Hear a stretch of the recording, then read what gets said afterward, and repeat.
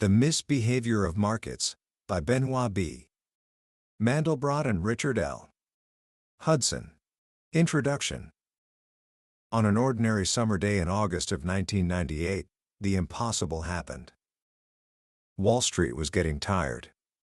A series of worries were creeping in from around the globe: a recession in Japan, a currency crisis in China, and then, news that Russia, the world's hottest emerging market just a couple of years earlier, was running out of cash. So on August 4th, the Dow Jones Industrial Average fell 3.5%. A few weeks later, as the news from Moscow got worse, it fell again, by 4.4%. And then, on the final day of the month, August 31st, it plunged 6.8% in a single day. People were shocked. It was a panic. Analysts called it a meltdown. One said it might take a lifetime for investors to ever recoup some of those losses. Now, here is the strange part. According to the standard financial models, the very theories taught in every business school, the ones running on the supercomputers of the world's biggest banks, that day, August 31st, should never have happened. The odds of such a collapse were calculated to be 1 in 20 million. You could trade every single day for nearly 100,000 years and not expect to see a day like that even once. And the odds of 3 such drops in a single month? 1 in 500 billion. A freak accident. An act of God.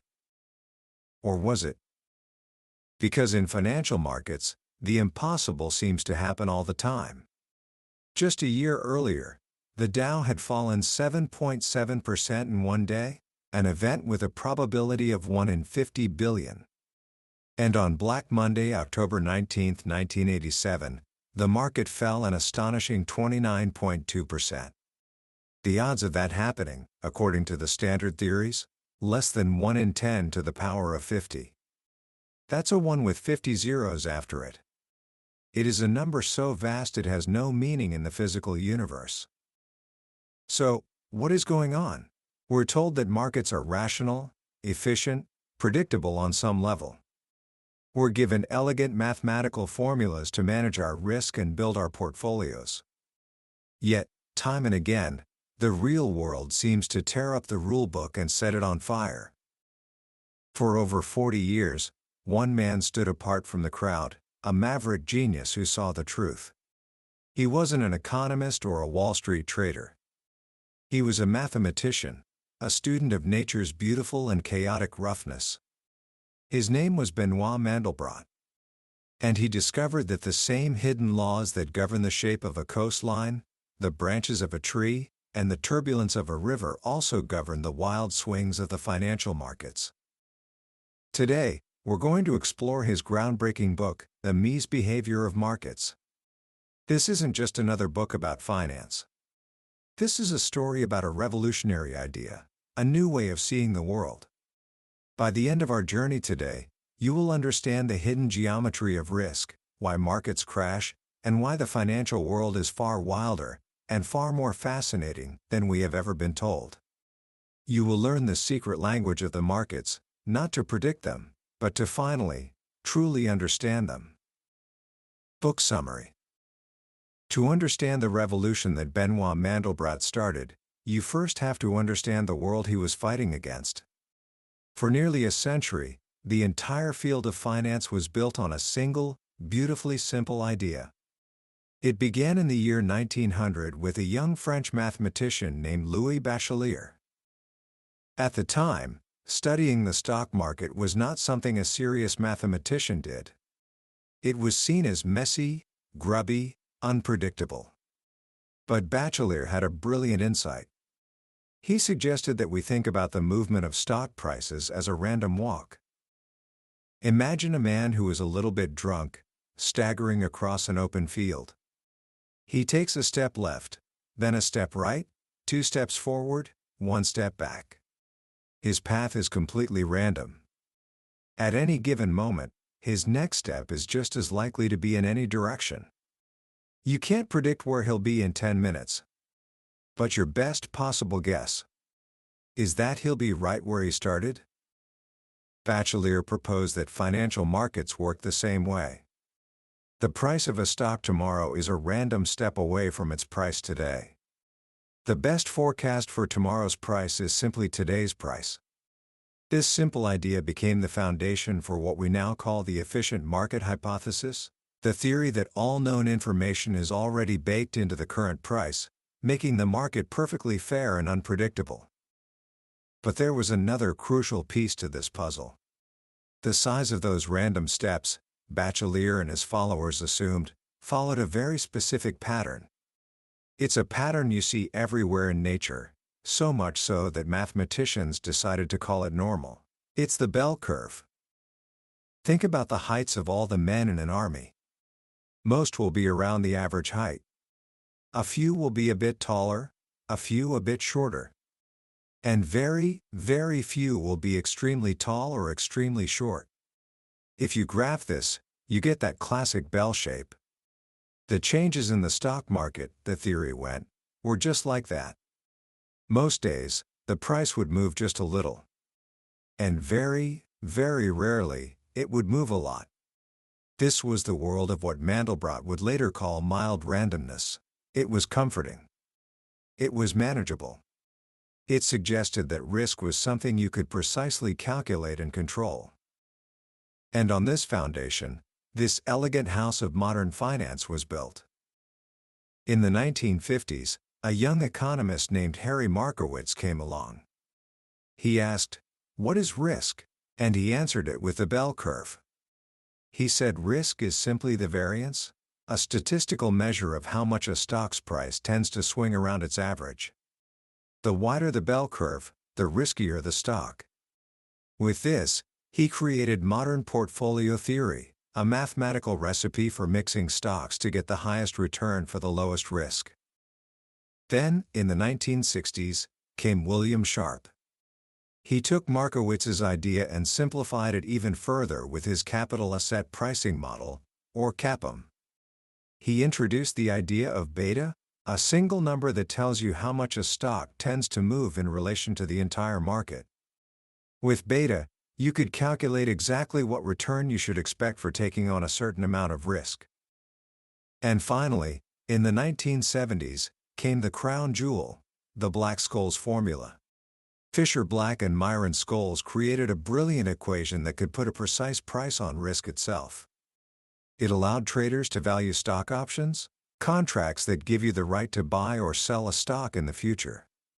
This formula was like financial alchemy. It fueled the rise of the derivatives market, and it's the reason so many executives get paid in stock options. This was the old way, a beautiful, elegant, and mathematically coherent world. Its message was clear: risk is measurable, manageable, and can be tamed by clever mathematics. It became the orthodoxy, taught in every business school and programmed into the computers of every bank on Wall Street. There was just one problem. It was completely wrong. This is where our hero, Benoit Mandelbrot, enters the story.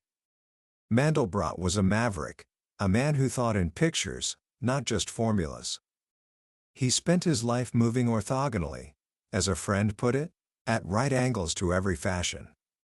His character was forged in the fires of World War II, as a Jewish teenager hiding in the French countryside. He learned early on the importance of independent thought. He tells a story about his father, who was being held in a prison camp.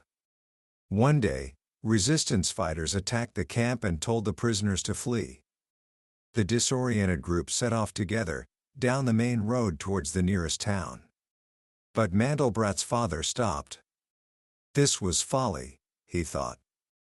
He broke away from the group, left the open road, and slipped into the thick forest to make his own way home. Shortly after, he heard a German dive bomber strafing the main party on the road. He, alone in the forest, survived. He was an independent man, Mandelbrot recalled, and so am I. This independence led Mandelbrot to see what the entire financial establishment was missing. He didn't see the markets as a neat and orderly machine. He saw them as wild, rough, and turbulent. Mandelbrot invites us to play a little game. He shows us 4 price charts, with all the dates and labels removed. 2 of them are real historical price charts. 2 are fakes, generated by computers. He asks, "Can you spot the fakes?" At first glance, they all look pretty similar. They wiggle up and down. They have peaks and valleys. But then he shows us another set of charts. These don't show the prices themselves, but the changes in price from one moment to the next. And suddenly, the forgery stands out like a sore thumb. One of the fake charts is incredibly well behaved. The price changes are mostly uniform, like the blades of grass on a well-mown lawn. There are a few taller blades, a few bigger changes, but they barely stand out. This chart, Mandelbrot reveals, was generated by the orthodox random walk model, the coin-tossing view of finance. It's the world of the bell curve. Then you look at the real charts. One is IBM stock, the other is a currency exchange rate. These charts are nothing like the neat lawn. They are wild. They look like a forest, with trees of all sizes. There are long stretches of small undergrowth, and then suddenly, gigantic sequoias, huge, towering price swings, that cluster together. This isn't a gentle, mild randomness. This is something else entirely. The fourth chart, the other fake, looks just as wild and clumpy as the real ones. It's a ringer. This one, Mandelbrot explains, was generated by his model of the market. And the fact that it can create such a convincing forgery is the first clue that he's onto something profound. The central problem with the old way of thinking, Mandelbrot argued, was its reliance on the bell curve. Real market returns don't follow the bell curve. The tails of the distribution, the parts that represent extreme events, are much, much fatter than the bell curve allows. Let's put some numbers on that. From 1916 to 2003, the bell curve predicts there should have been about 58 days when the Dow Jones Index moved by more than 3.4%. In reality, there were 1,001. The theory predicts 6 days of swings greater than 4.5%. The reality? 366. And swings of more than 7%? The theory says that should happen about once every 300,000 years. In the 20th century alone, it happened 48 times. The standard theory simply fails to account for the wildness of the real world. Instead of a bell curve, Mandelbrot found that price changes often follow something called a power law. This was the first great mystery he solved, the mystery of the cotton prices. In 1961, while visiting a professor at Harvard, he saw a strange diagram on a blackboard. It looked almost identical to a chart he had been working on, which described how income is distributed in a society. He asked his host what it was. "That's not income," the professor said, "that's cotton prices. And they make no sense. The volatility changes all the time. It's a mess." Mandelbrot was hooked. Why would the distribution of wealth in a society follow the same mathematical pattern as the fluctuations in the price of cotton? He dug into the data. He found that both phenomena followed a power law discovered a century earlier by an Italian economist named Vilfredo Pareto. Pareto's law describes how a very small number of people hold a very large amount of wealth. It's often called the 80-20 rule, though the numbers can vary. In this world, the super-rich are not just a little richer than the rich, they are orders of magnitude richer. It's a world of inequality, where the extremes dominate. Mandelbrot realized that financial markets operate in the same way.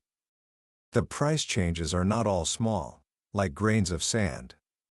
They are a mixture of sand, pebbles, rocks, and massive boulders. A few gigantic price moves, the boulders, can have a greater impact than all the millions of tiny fluctuations combined. This is the world of wild randomness. This is the first of 2 great effects Mandelbrot identifies, which he calls the Noah effect. Think of the story of Noah and the Great Flood. The flood wasn't just a bit of extra rain. It was a catastrophic, discontinuous event that changed everything. Market crashes are like that. They are not just large deviations from the average, they are qualitative breaks with the past. The standard financial models, with their gentle bell curves, completely exclude the possibility of a Noah. But in the real world, the floods come. This discovery alone was revolutionary. It meant that risk had been systematically and dangerously underestimated by the entire financial industry. But Mandelbrot soon realized there was another piece of the puzzle, another form of wildness that the standard models missed. This came from another unlikely source, the flooding of the Nile River. For centuries, hydrologists had tried to predict the Nile's floods. They knew there were wet years and dry years, but they couldn't find a predictable cycle. In the early 20th century, a brilliant British engineer in Egypt named Harold Hirst spent 60 years studying the river. He was tasked with designing a dam that could store enough water to survive the longest possible drought. The conventional wisdom, based on the same random walk idea as finance, suggested that a wet year would be followed by a dry year just as often as another wet one. Runs of wet years or dry years should be rare and short-lived. But Hirst found something strange in the ancient records of the Nile's floods. The runs were far longer than pure chance would suggest. Wet years tended to be followed by more wet years, and dry years by more dry years. There seemed to be a kind of memory in the river. A wet year today was somehow connected to a wet year a decade ago. Mandelbrot heard of Hirst's work and had a flash of insight. This was the same pattern he was seeing in financial data. Price changes are not independent. Today's volatility is not disconnected from yesterday's.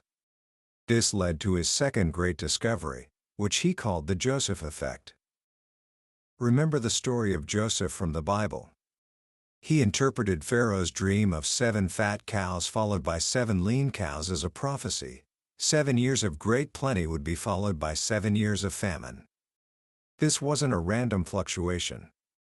It was a long, persistent trend. The Joseph effect is the tendency for market trends, and especially market volatility, to cluster. You see it in the charts. Periods of wild, high volatility are followed by more high volatility. And quiet periods are followed by more quiet. There is a long-term memory connecting the past to the present. The market is not a memoryless game of coin tosses, it remembers. What happened last year, or even a decade ago, still sends ripples that affect the market today. So now we have the two great heresies, the two forms of wildness that define Mandelbrot's view of markets. The Noah effect, the tendency for prices to make sudden, dramatic jumps. And the Joseph effect, the tendency for trends and volatility to persist over long periods. One is about discontinuity, the other about long-term dependence. For years, Mandelbrot saw these as two separate but complementary ideas. But then, drawing on his work in the physics of turbulence, he found a way to unite them into a single, powerful theory. He called it the multifractal model. This is Mandelbrot at his most brilliant, and the idea is both subtle and beautiful.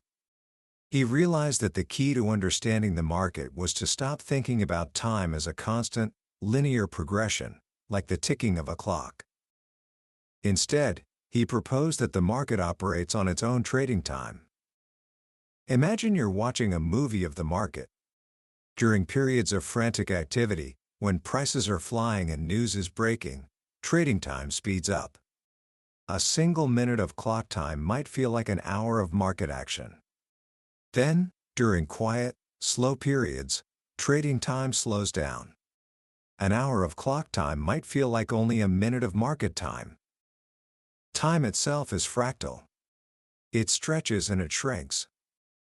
This warping of time is the engine that drives everything else. In Mandelbrot's model, there are two processes working together. First, There's a process that bends and folds clock time into this uneven, multifractal trading time. Second, there's a more familiar process, like a simple Brownian motion, that generates price changes, but it does so within this warped trading time.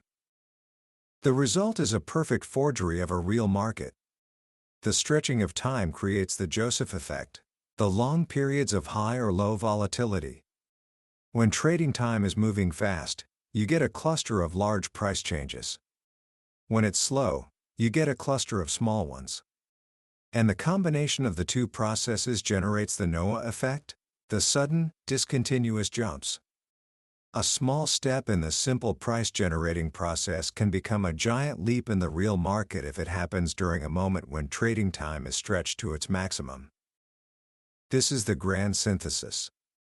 It explains both the fat tails and the long memory.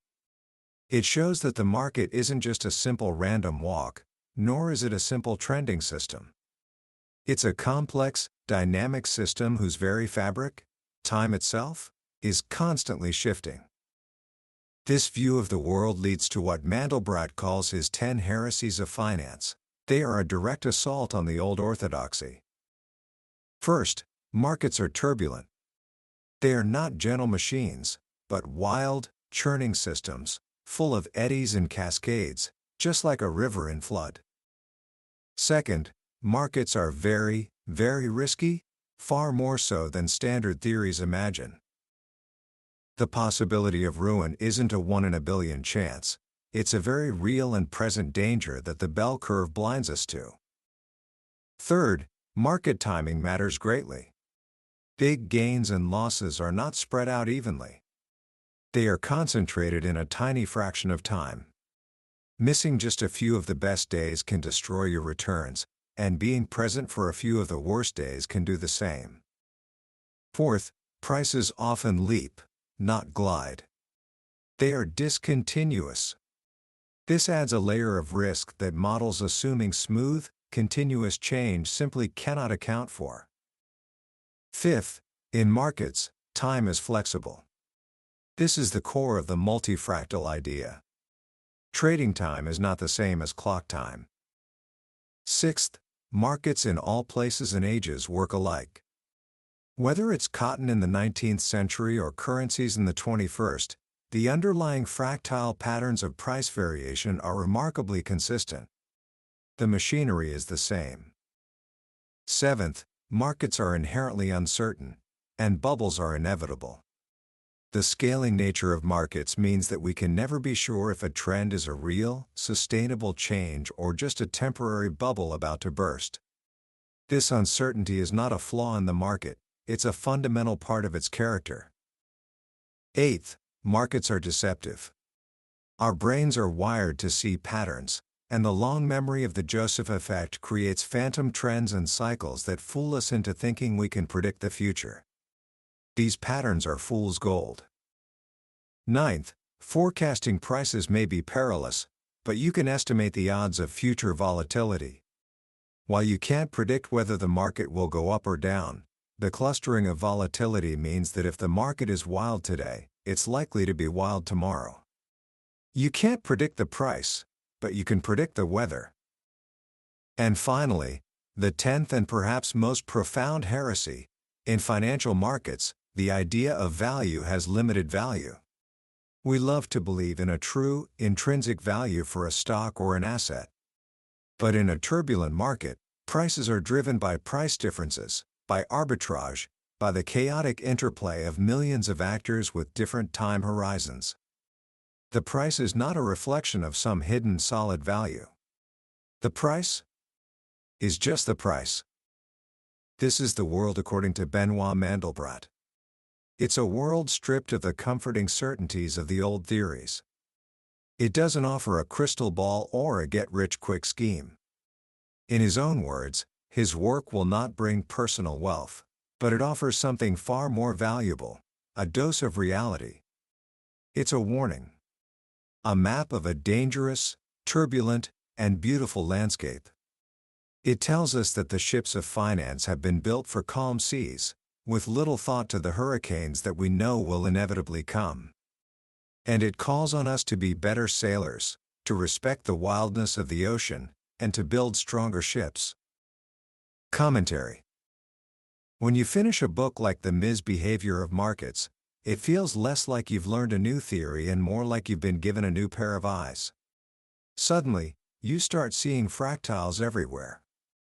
You see the turbulence, the wildness, the hidden patterns not just in the stock charts on the evening news, but in the world around you. That, to me, is the true genius of Benoit Mandelbrot. He did more than just poke holes in an old financial theory. He gave us a whole new language to describe the complexity and roughness of reality itself. For centuries, science tried to smooth over the jagged edges of the world, to pretend that everything could be boiled down to simple, elegant lines, circles, and bell curves. Mandelbrot had the courage to look at the messiness of nature, the jagged coastline, the chaotic weather, the turbulent market, and say, no, the mess isn't the error. The mess is the reality. And it has its own beautiful, hidden logic. What does this mean for us, especially for a young person just starting to think about investing, business, or even just how the world works? I think it leaves us with a few profound and deeply practical lessons. First, and most importantly, is a deep and abiding respect for risk. The orthodox financial world can lull you into a false sense of security. It gives you numbers like beta and variance and tells you that you can engineer away your risk. Mandelbrot teaches us that this is an illusion. The real world is a Noah's Ark world. Floods happen. The biggest risks are the ones you can't see coming, the 1 in a million events that the models say are impossible. So, when you build your career, your business, or your investment portfolio, don't just plan for the sunny days. Ask yourself, what's the worst that can happen? Can I survive a flood? Building that margin of safety, that resilience, is perhaps the single most important financial decision you can ever make. Second, learn to be suspicious of averages. We are obsessed with them. The average return of the stock market, the average price of a house, the average salary for a job. Mandelbrot shows us that in a world governed by power laws, averages are deeply misleading. What really matters are the extremes. In the market, a tiny handful of days account for the majority of the gains and losses. In your career, a few key decisions or projects will determine the vast majority of your success. Don't get lost in the middle. Pay attention to the outliers, because that's where the real action is. Finally, Mandelbrot's work teaches us to embrace a different kind of knowledge. The old way of finance was about prediction. It was about trying to build a crystal ball to see the future. Mandelbrot shows us that this is a fool's errand. The market is too complex, too wild, too human to be predicted. Instead, he offers a path toward understanding. You can't predict the price, but you can understand the market's character. Is it in a turbulent, high volatility state, or is it in a calm, quiet state? Is it showing signs of long memory, of a persistent trend? Asking these questions doesn't give you the answer, but it helps you ask the right questions. It shifts your focus from a desperate search for certainty to a wise navigation of uncertainty. And that, I believe, is a lesson that goes far beyond finance. It's a lesson for life. That was a journey through the misbehavior of markets by Benoit Mandelbrot and Richard Hudson. We've explored the core ideas today, but I'll be honest with you, a summary is like looking at a photograph of the Grand Canyon.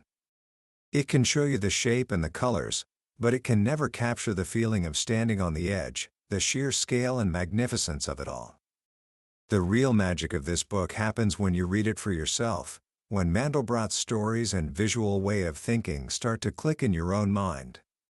This summary is your map, to help you decide if this is a journey worth taking. If anything we've talked about has sparked your curiosity, I truly encourage you to pick up a copy. Reading it isn't just about learning, it's an experience that can fundamentally change the way you see the world of money, risk, and even nature itself. You can find a link to the book in the description below. Also, if you found this exploration valuable and it has given you a new perspective, I'd be so grateful if you would like this video and subscribe to the channel. It lets me know that these deep dives are helpful, and ensures you won't miss our next journey into another life-changing book from the billionaire's bookshelf. Let's keep learning and growing together.